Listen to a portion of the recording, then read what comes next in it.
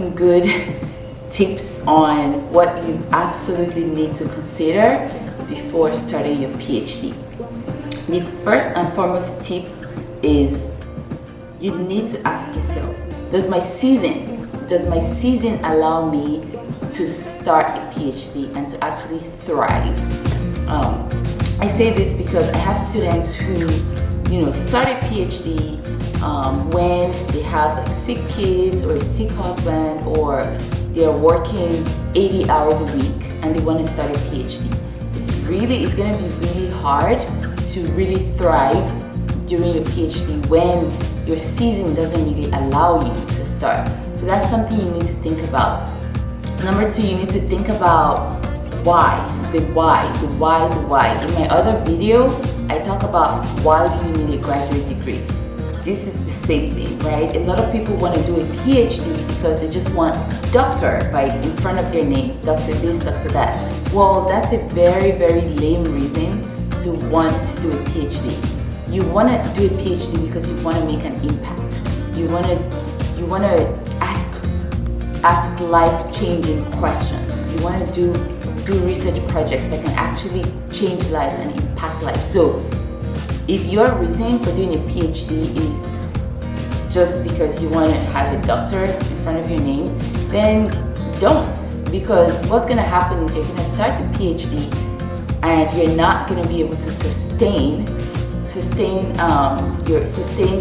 yourself in the process, because your reasoning and your motives are all messed up, all jacked up. So the why is very important. Also, number three is you have to think about your topic. So if you have a good why, if your season allows you, what topic do you want to pursue for your dissertation? So a lot of times a PhD lasts up to 5 years. This is a topic you're going to focus on for 3 to 5 years. This is a topic you're going to sleep, breathe, eat. It has to be a topic that you're passionate about, you're interested in, and you don't mind reading 100 papers per month on this particular topic. So pick a topic that you're interested in. And the last tip, second to last, I have 2 more tips. Another tip is pick an advisor, a dissertation chair that is interested in your topic, right? The big mistake I've seen a lot of PhD students make is that they pick an advisor who does maybe like childhood obesity, for example, just as an example, and they're interested in social marketing. Like, how that doesn't connect, right? And so your advisor is limited on how to advise you because your research interests don't really merge, okay? So you have to think about the kind of advisor you're getting, and your advisor also has to be a mentor. Your advisor has to care about your research project, has to be interested in your research project. If your advisor is not interested in your research project and doesn't care about you, you're probably not going to graduate. I'm telling you, because you're always going to be at the bottom of their to-do list. Okay, so think about that as you consider your PhD, to get into a PhD program. The last tip I'll say is enjoy your journey. A PhD is a very tedious process, but my advice to you is do not focus on the destination.